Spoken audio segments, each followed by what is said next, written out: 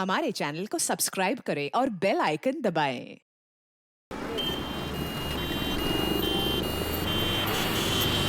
हौसला रखो प्रफुल्ल, हम थोड़ी देर में पहुंचने वाले हैं। डॉक्टर साहब, कितना टाइम लगेगा और? जल्दी पहुंच जाएंगे। हौसला रखो प्रफुल्ल, मैं तुम्हें कुछ नहीं होने दूंगी प्रफुल्ल। ये अपराधी लोग हैं ना, कुछ ही बहाने बनाते हैं। हार्ट अटैक हो गया ताकि बस कानूनी कार्रवाई ना। पता है ये मामला है वैसे भी हॉस्पिटल के मालिक का, डॉक्टर रंजीत के। डॉक्टर रंजीत ही है ना?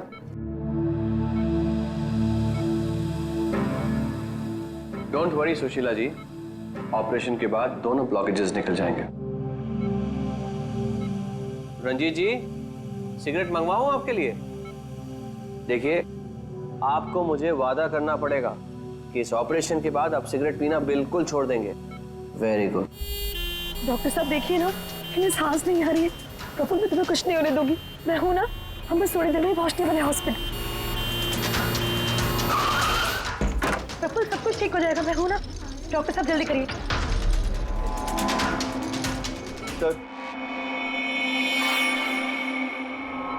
सर बाहर मीडिया वाले जाने को तैयार ही नहीं हो रहे। उनको लग रहा है ये सर्जरी, ये सब कुछ एक नाटक है। क्या? अच्छा, तुम एक काम करो, पैथोलॉजी लैब असिस्टेंट संजीव से रंजीत जी की रिपोर्ट मंगवाओ। सर मैंने रिपोर्ट्स के लिए बोला हुआ है, बस वो आ ही रही है। देखिए आप लोग शांत हो जाइए। ये डॉक्टर कमलेश है और यही डॉक्टर रंजीत का ऑपरेशन करने वाले। डॉक्टर कमलेश, क्या ये हार्ट अटैक असली है या फिर इंक्वायरी से बचने का कोई नाटक? देखिए, मैंने डॉक्टर रंजीत को खुद चेक किया है। उनकी हालत बहुत ही नाजुक है। अगर उनका ऑपरेशन ऐन वक्त पे नहीं हुआ तो उनका बचना नामुमकिन। You understand that? लेकिन ऑर्गन ट्रांसप्लांट रैकेट में नाम आने के बाद ही ये हार्ट अटैक आया। तो ये कोई महज इत्तेफाक तो नहीं हो सकता। देखिए, हार्ट अटैक उस केस से पहले आया या उस केस के बाद में, ये मैं नहीं जानता।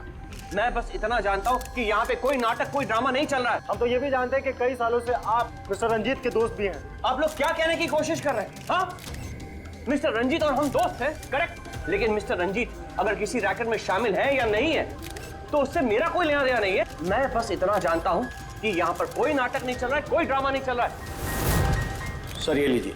लाइए, ये देखिए, ये है उस बात का सबूत। ये है उनका लिपिड प्रोफाइल टेस्ट। देखिए, ये उनके कोलेस्ट्रॉल कफ के बढ़ते लेवल्स, ये उनके ट्राइग्लिसराइड्स। देखिए, ये है उनके दिल का scan.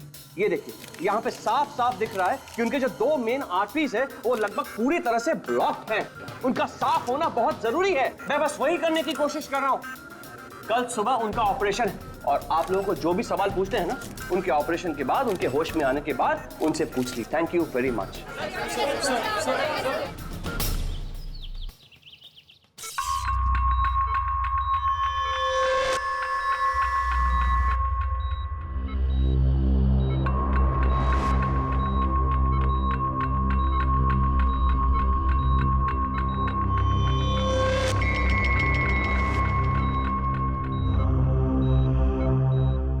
Well done team, operation successful हुआ। अब सारे ब्लॉकेजेस क्लियर हैं और अब ये खतरे से भी बाहर है। विनीत, ड्रेसिंग में। जी sir.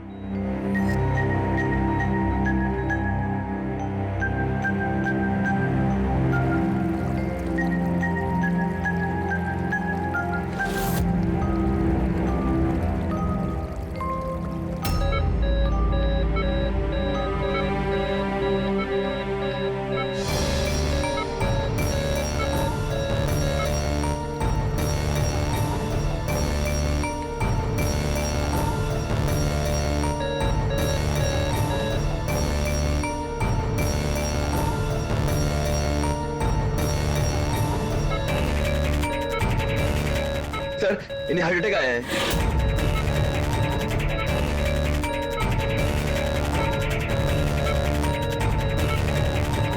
Vineet, give him the injection right now.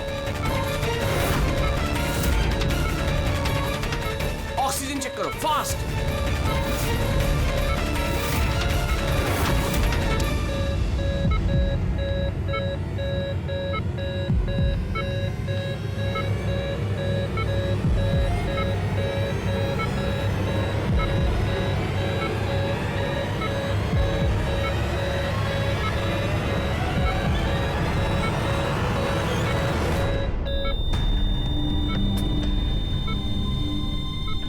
ये कैसे हो गया?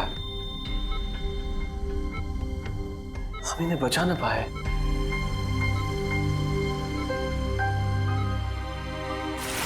मौत नहीं ऑफिसर, मर्डर हुआ है। मर्डर? जी। पर डॉक्टर रंजीत की मौत तो हार्ट अटैक से हुई है ना? हार्ट अटैक तो हुआ है, लेकिन अपने आप नहीं हुआ है। क्या मतलब? आइए मैं आपको दिखाता हूँ, आइए। ये देखिए सर, ये है रंजीत के दिल का स्कैन जो उसकी सर्जरी के पहले किया गया था। ये 2 आर्टरीज, ये पहली वाली लगभग 50% ब्लॉक्ड है, जबकि दूसरी वाली 80% ब्लॉक्ड है। और ये दूसरा स्कैन देखिए सर, जो सर्जरी के तुरंत बाद ही लिया गया था, जिसमें कोई ब्लॉकेज बिल्कुल नहीं है। इसका मतलब ये हुआ कि हमारा ऑपरेशन सफल था, लेकिन फिर अचानक डॉक्टर रंजीत को दिल का दौरा पड़ा और हम उन्हें बिल्कुल बचा न सके। तो इसीलिए आप कह रहे हैं कि रंजीत को हार्ट अटैक नहीं बल्कि किसी ने मारा है? सर, मुझे पूरा यकीन है कि डॉक्टर रंजीत की हत्या ही हुई। अब चौंकाने वाली बात यह है कि यहां पे एक ब्लॉकेज है जो सर्जरी से पहले किए हुए स्कैन में था ही नहीं, और इसी की वजह से हार्टरी में 100% ब्लॉकेज हुआ, जिसकी वजह से फाइनली डॉक्टर रंजीत की मौत हो गई। हाँ मगर डॉक्टर साहब, कभी कभी सर्जरी के वक्त भी तो खून का थक्का आ जाता है, उसकी वजह से हार्ट अटैक आया होगा। होता है सर, लेकिन इतना बड़ा ब्लॉकेज यूं मिनटों में नहीं बनता, इसके लिए सालों लगते हैं सर। सुबह के 7 बजे जब हमने ये पहला स्कैन निकाला था तो इसमें कोई ब्लॉकेज बिल्कुल नहीं था सर। महज 15 से 20 मिनट के अंदर अंदर इतना बड़ा ब्लॉकेज कैसे बन सकता है सर, बताइए। डॉक्टर साहब, क्या कोई ऐसे किसी की आर्टरी ब्लॉक कर सकता है? किसी ने कैसे ऐसा किया होगा ये तो मुझे भी नहीं पता। वो हम पता लगा लेंगे डॉक्टर साहब, लेकिन आप सिर्फ इतना बताइए, किसने किया होगा, ये कौन कर सकता है, बताइए। मुझे नहीं लगता कि रंजीत जैसे भले आदमी के साथ ऐसा कोई कर सकता है। और सब जहां तक हमें मालूम है, डॉक्टर रंजीत वही है ना जिनके ऊपर ऑर्गन ट्रांसप्लांट के मामले में गड़बड़ी करने का केस चल रहा है? हाँ चल रहा है, लेकिन उसके बारे में मुझे कोई जानकारी नहीं।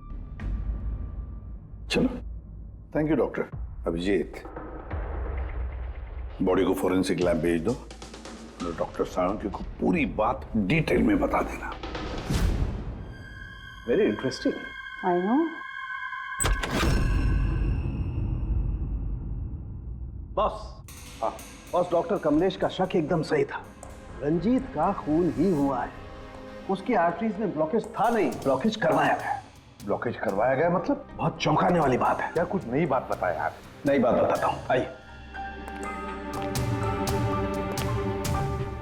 ये देखो बॉस, ये इंसान का दिल है और ये है वो ब्लड वेसल्स, आर्टरीज, जिनकी वजह से दिल में खून आता जाता है। अब ये आर्टरीज 2 तरीके से ब्लॉक हो सकती है बॉस। या तो खून में कोलेस्ट्रॉल की मात्रा ज्यादा हो जाए और आर्टरीज में प्लाक जमा हो जाए। ये देखो इसका क्रॉस सेक्शन, ये प्लाक इकट्ठा हो गया, प्लाक इकट्ठा हो गया है और आर्टरीज ब्लॉक हो गई। दूसरी वजह, किसी भी कारण से खून का थक्का जम जाए और आर्टरीज को ब्लॉक कर देना। अब इसकी सर्जरी में ये जो 2 ब्लॉकेजेस थे, ये तो सर्जरी के दौरान क्लियर हुए थे, ठीक है, लेकिन फिर भी इसकी मौत हुई हार्ट अटैक की वजह से ही हुई। और वो है ये तीसरा आर्टरी का ब्लॉक, जिसकी वजह से हार्ट अटैक हुआ। और इस ब्लॉक की कोई और ही वजह है बॉस। ब्लॉक की वजह कुछ और है मतलब? इसकी वजह है पॉलीएक्रिलेट पॉलीमर। Polyacrylate polymer? ये कोई खतरनाक केमिकल है क्या? नहीं फ्रेडी सर, ये केमिकल तो ऑलमोस्ट हर घर में मौजूद होता है। मैं दिखाती हूँ आपको। ये डायपर देख रहे हैं, ये केमिकल हर डायपर और सैनिटरी नैपकिन के अंदर होता है और इसका काम है किसी भी लिक्विड या तरल पदार्थ को जेल में बदलना। ये है पॉलीएक्रिलेट पॉलीमर के क्रिस्टल्स। अब मैं इसको के ऊपर पानी डालती हूँ।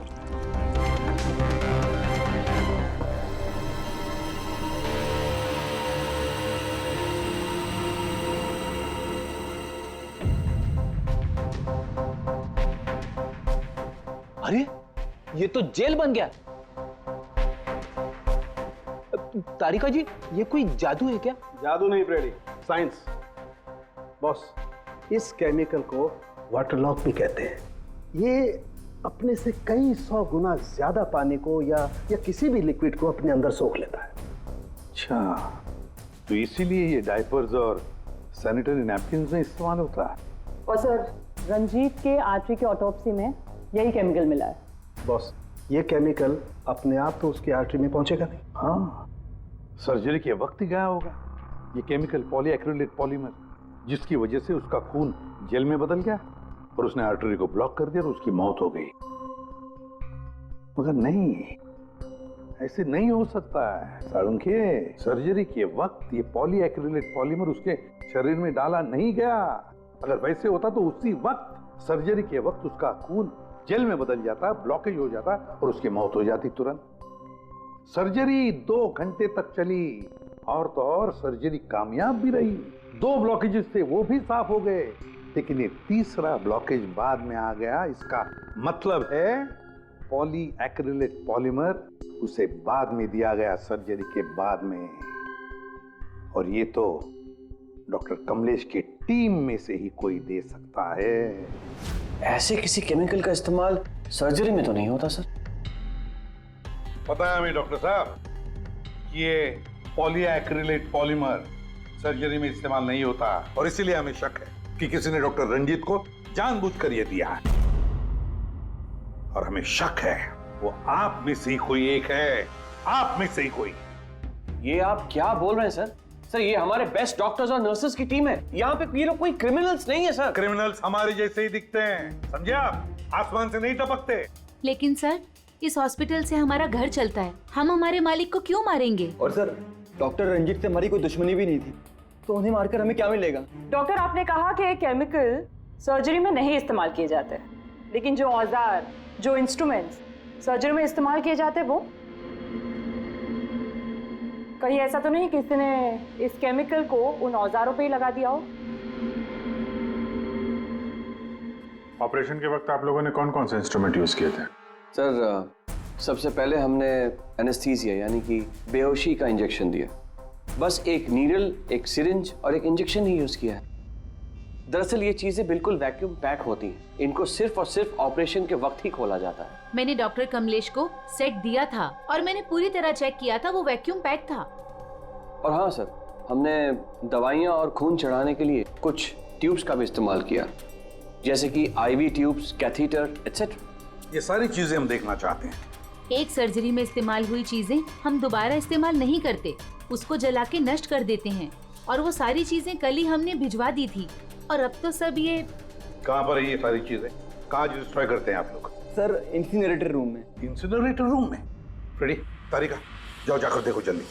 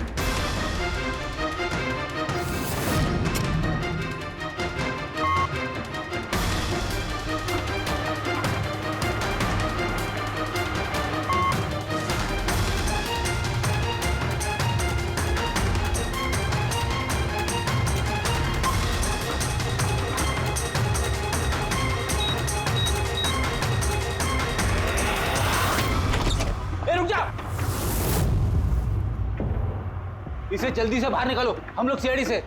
चलो निकालिए बाहर।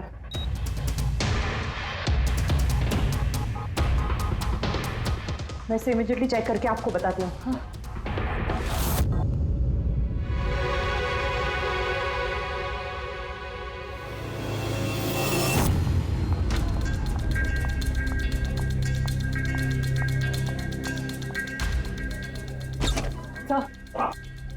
सर, एक IV ट्यूब, IV बैग और एक सेंट्रल लाइन में से मुझे पॉलीएक्रिलेट पॉलीमर के ट्रेसेस मिले हैं। क्या?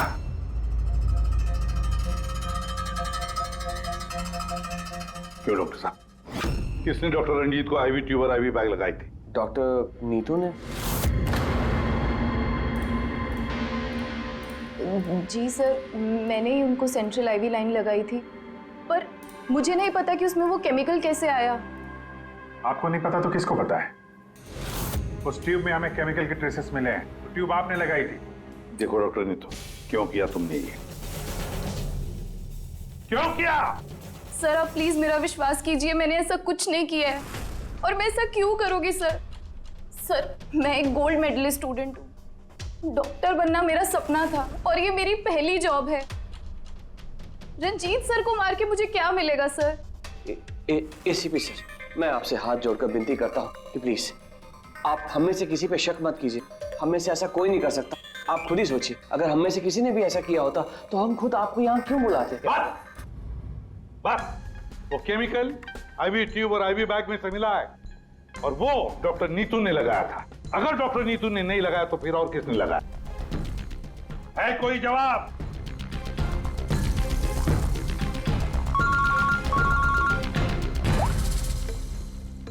असंख्य क्या?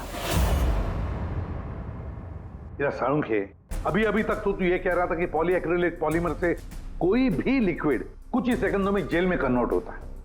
अब तू कह रहा है कि डॉक्टर रंजीत की सर्जरी से पहले उसे ये पॉलीमर दिया गया था। कैसे? ये कैसे हो सकता है? हाँ? बॉस, जब मैंने रंजीत की ऑटोप्सी को और बारीकी से चेक किया तो मुझे पॉलीएक्रिलेट पॉलीमर के अलावा एक और केमिकल भी मिला। और एक केमिकल मिला? कौन सा? जेलेटिन। जेलेटिन तो घुल गया है, लेकिन उसके ट्रेसेस अभी भी बाकी हैं बॉस।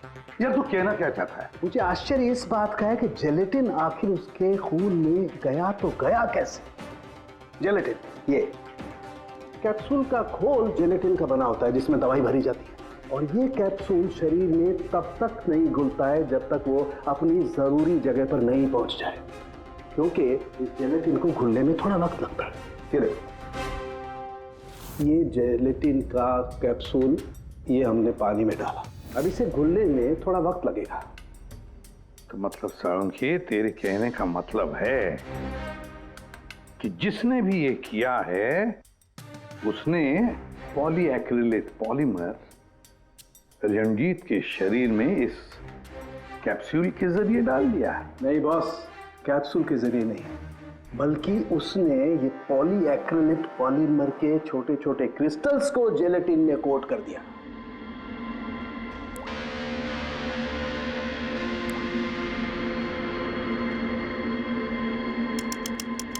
वो नहीं चाहता था कि ये केमिकल तब तक डिसॉल्व हो जब तक वो दिल में नहीं पहुंच जाए। उसे सब कुछ पता था, जेलेटिन के घुलने का वक्त, केमिकल के दिल तक पहुंचने का वक्त, सब कुछ जानता था वो। इसीलिए उसने बहुत होशियारी के साथ ये प्लान बनाया और कामयाब भी हो गया।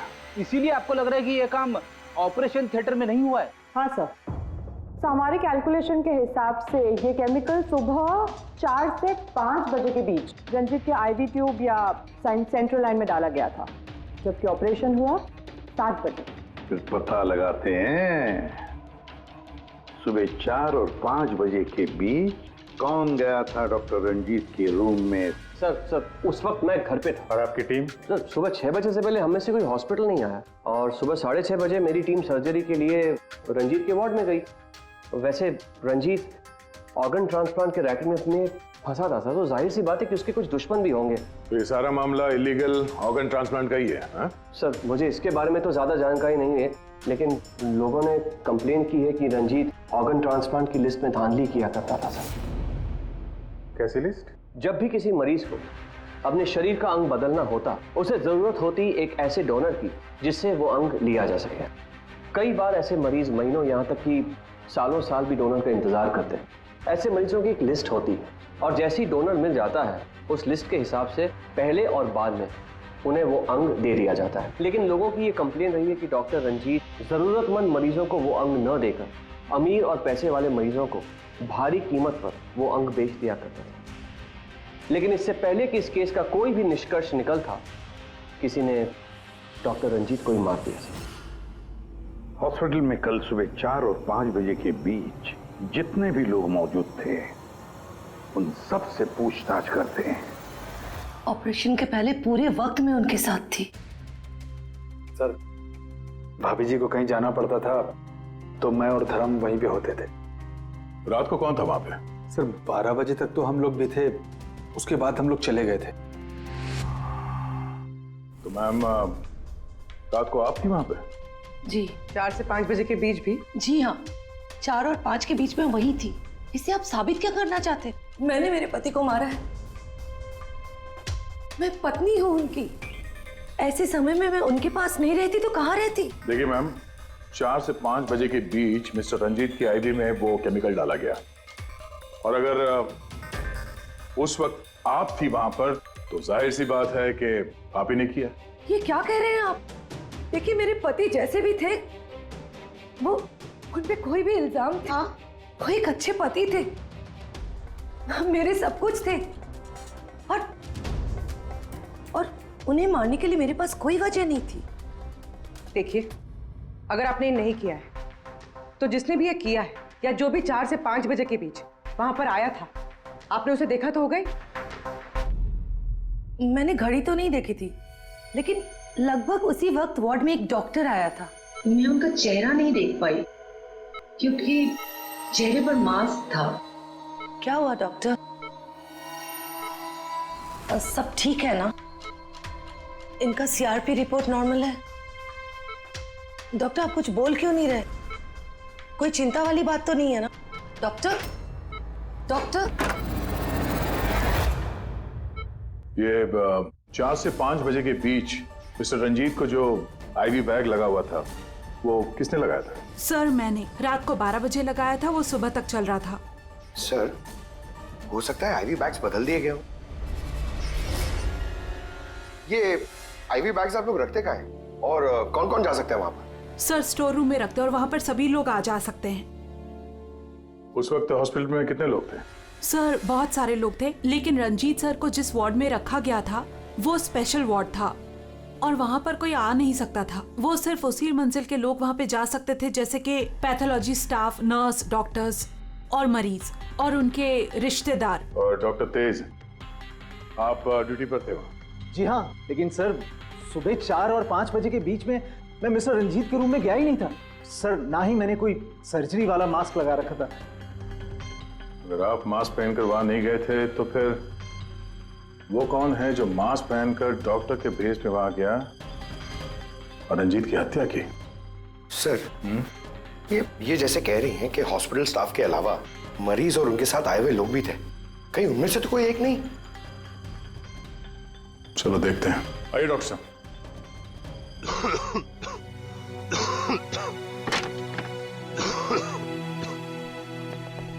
सर इस वार्ड में वो मरीज हैं जो कल भी एडमिट थे।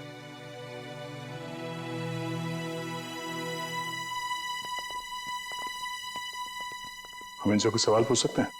पूछ सकते हैं सर, लेकिन इनमें से कोई भी ऐसा नहीं है जो खुद चलकर उस वार्ड तक जा सके। खुद नहीं जा सकता, लेकिन कोई तो होगा जिसने उस खूनी को देखा हो। सर इनमें से 2 मरीज ऐसे हैं जिनकी सर्जरी हुई और बाकी सब इस हालत में नहीं है कि उठकर इस वार्ड से बाहर निकले।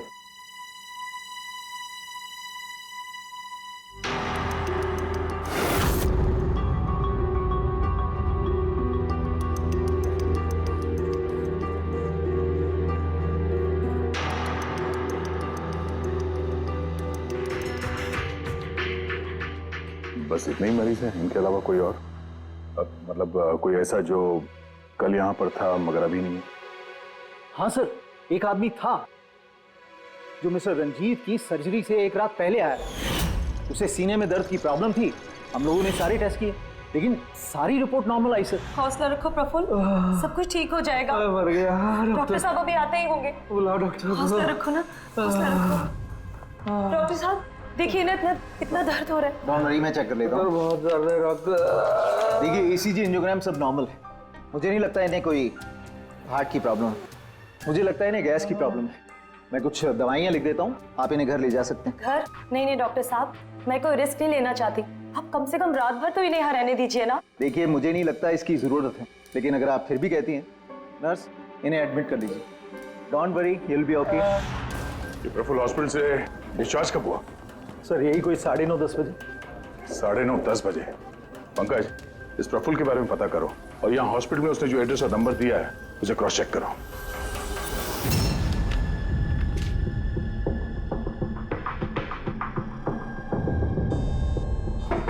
सर। हाँ पंकज, प्रफुल्ल के बारे में कुछ पता चला? नहीं सर। नहीं सर, हॉस्पिटल में प्रफुल्ल ने जितनी भी डिटेल्स दिखाई थी सर, सब गलत थी। और प्लस उसने पेमेंट भी कैश में की थी सर। मगर ये वार्ड बॉय सर, ये वार्ड बॉय एम्बुलेंस में प्रफुल्ल को हॉस्पिटल लेके गया था सर। कहाँ से उठाया था उसको? मलाड से साहब। तो उसकी वाइफ को जानता हूँ मैं। वाइफ को जानते हो? कैसे? वो पीकॉक बार की 1 नंबर डांसर चेरी है। अच्छा। और मैं उसका फैन नंबर 1 साल से रेगुलर हर हफ्ते वहां जाता था, खाली उसी के वास्ते। अपने को वो कभी देखी ही नहीं। और उस दिन एम्बुलेंस में कितने प्यार से अपने पति का टेक केयर कर रही थी। कसम से जान जल रही थी मेरी। ये देखकर मेरा दिल टूट गया। तो रूपाली असल में पीकॉक बार की डांसर है सर, चेरी। रूपाली पीकॉक बार की डांसर रूपाली, रूपाली उस चेरी। इस चेरी से जाकर मिलो, अच्छी तरह से पूछताछ करो, यही हमें प्रफुल्ल के बारे में सब कुछ बता देगी।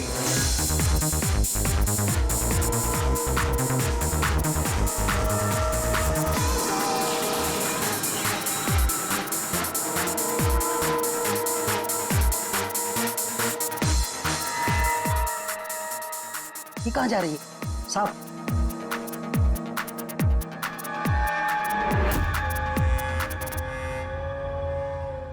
साहब, यही है चेरी का मर्द। ये है?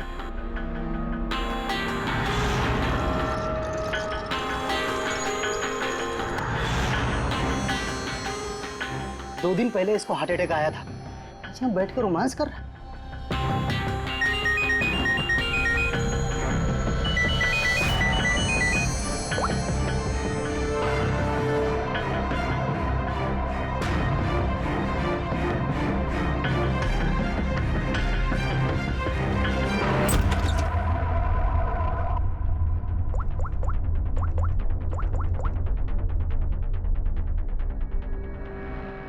देख, मैंने काम पूरा किया ना बॉस, तो पूरा पैसा ही बनता है।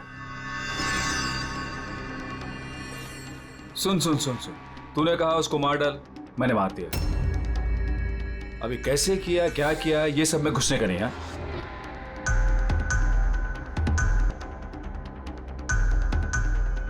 देख देख देख देख, अभी मेरे को ये बता, मेरे को पैसा लेने किधर आने का है बस, ठीक है? कल सुबह 10 बजे, ठीक है?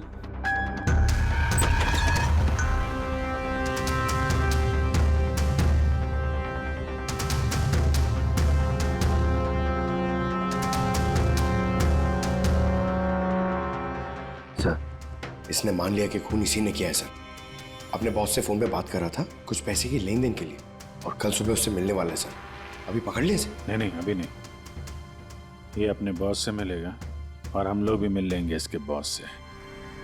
पता तो चले असली खिलाड़ी कौन है।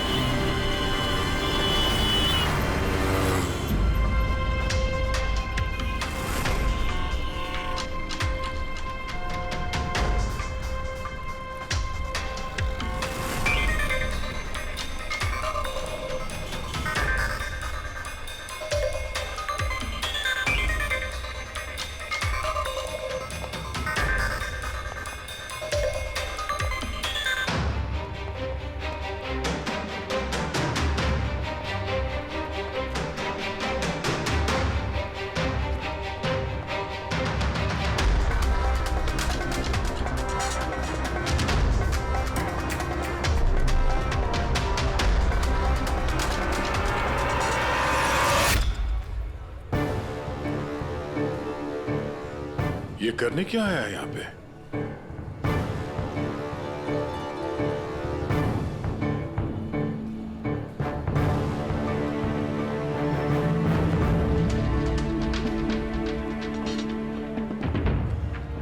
यहाँ क्या करना था?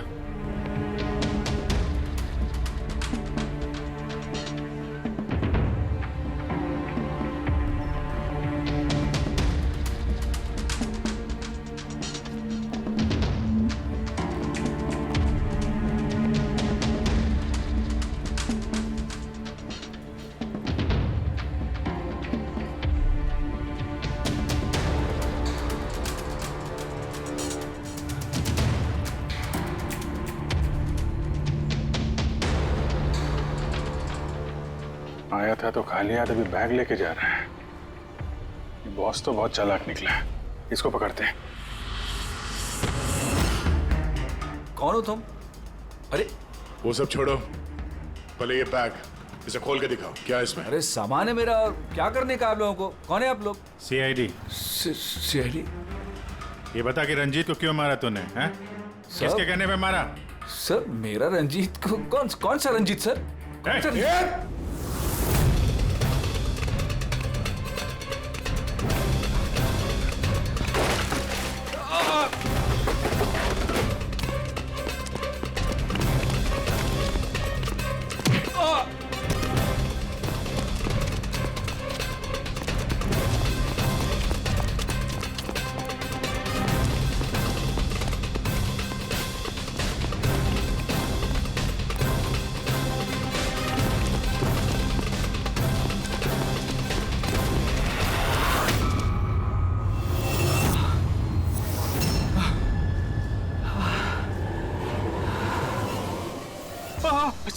सर मैंने कुछ नहीं किया सर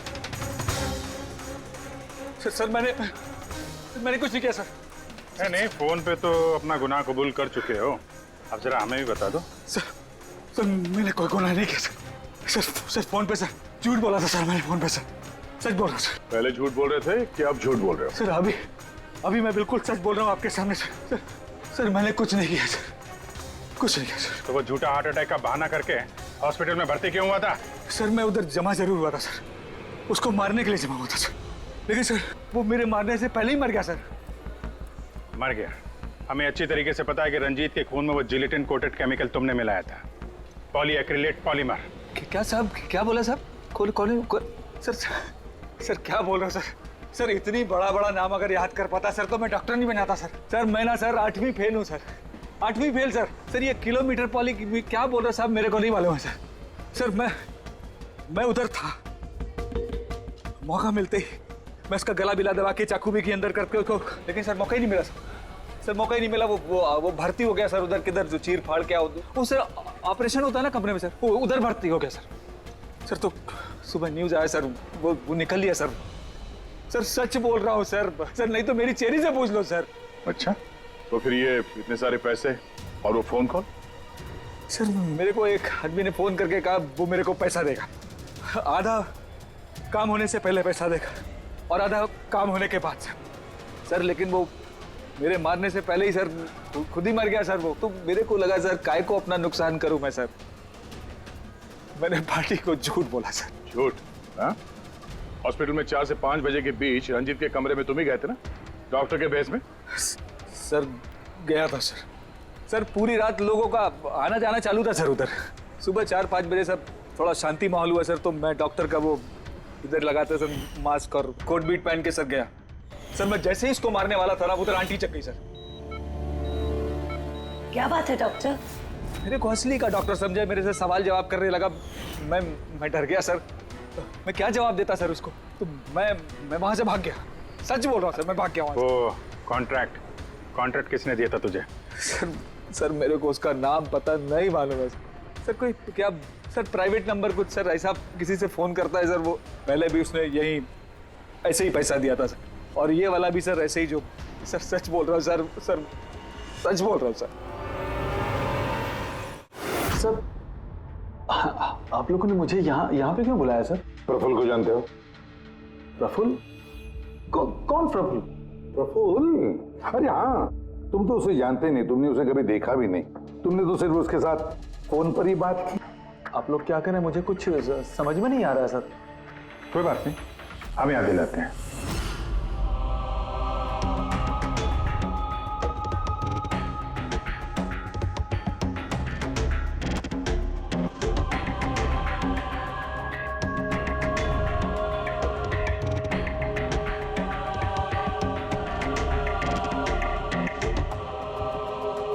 क्यों, अभी भी कुछ कहना है तुम्हें? तो गगन जी बताइए, अभी क्यों मारना चाहते थे तुम रंजीत को? बताओ जल्दी। सर रंजीत साहब के साथ उस किडनी रैकेट में मैं भी था। लेकिन सर धांधली मैंने नहीं की है सर, मैं तो सिर्फ रंजीत साहब को बड़ी बड़ी पार्टियां ला कर देता था, बाकी सब तो वही किया करते थे सर। जब ये केस हो गया तो मुझे पता था कि फंसने पर रंजीत साहब सारा दोष मेरे सर पे मढ़ देंगे। इसी से बचने के लिए मैंने रंजीत साहब को मारने का प्लान किया और इसीलिए मैंने प्रफुल्ल को कांटेक्ट किया। शर्म आनी चाहिए तुम्हें। पैसों की लालच में ऐसा घिनौना काम कर दिया। तुम्हें तो कड़ी से कड़ी सजा होगी, समझे? कड़ी से कड़ी सजा। ले जाओ इसे पंकज। सर हम तो घूम फिर के वहीं आ गए। प्रफुल्ल ने हमें बताया कि उसने रंजीत को नहीं मारा, तो फिर किसने किया होगा?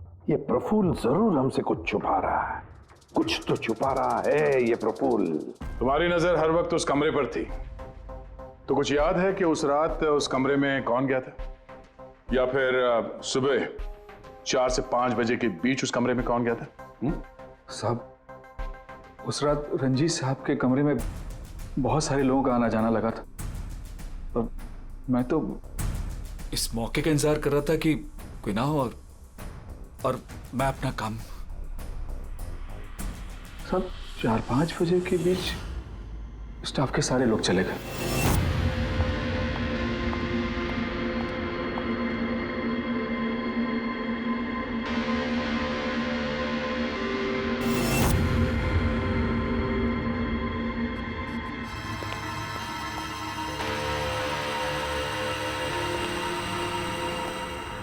मतलब दया, अभिजीत,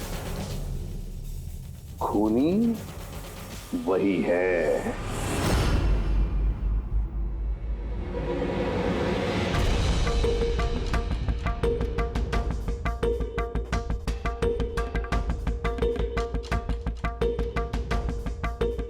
प्रफुल्ल,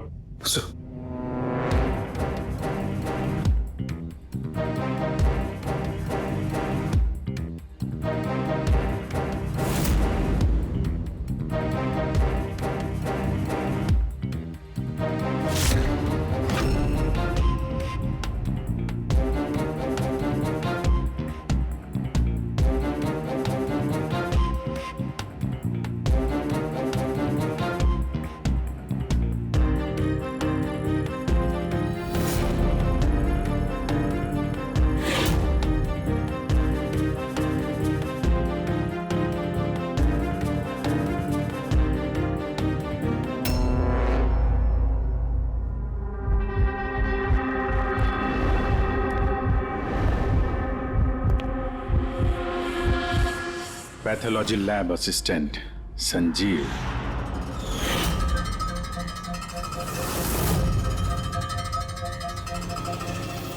हैं सर?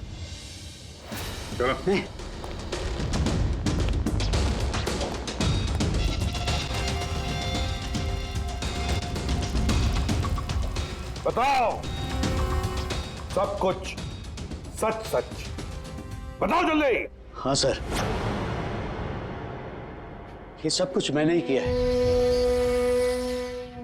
मैंने उस पॉलीमर को वो सेंट्रल लाइन में डाला था ताकि वो मर भी जाए और किसी को शक तक ना हो।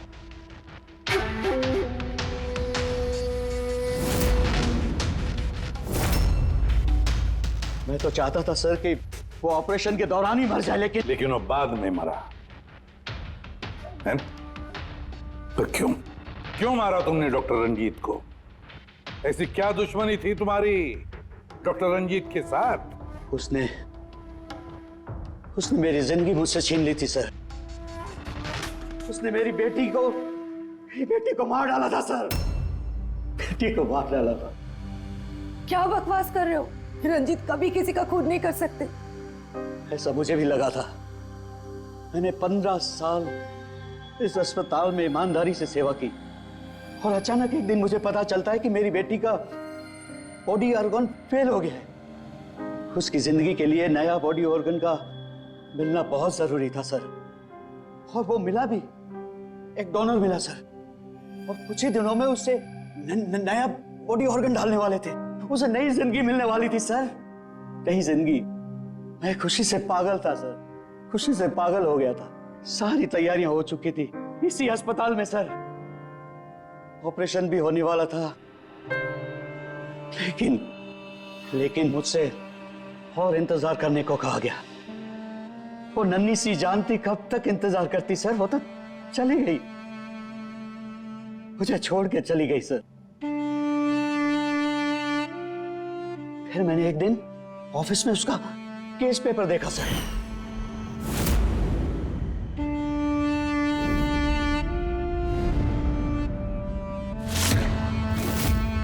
तो मुझे पता चला कि उसका बॉडी ऑर्गन तो मैच हो गया था सर, लेकिन मुझे झूठ कहा गया था कि मैच नहीं हो रहा है। झूठ कहा गया था सर। उसे चंद पैसों के लिए किसी और को दे दिया गया था सर। सिर्फ अच्छे पैसों के लिए, कुछ ज्यादा पैसों के लिए मेरी बेटी मुझसे चली गई सर, मुझे छोड़कर चली गई। और सर उसी दिन मैंने कसम खा ली थी कि जिस दिन मौका मिलेगा मैं छोड़ूंगा नहीं, मैं बदला तो लेके रहूंगा sir.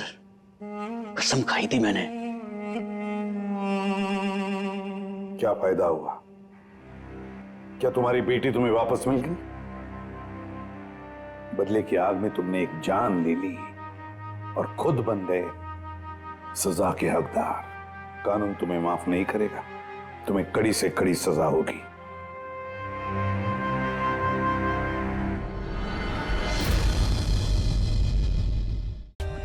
For more updates, subscribe to our channel, click the show links and enjoy watching the videos.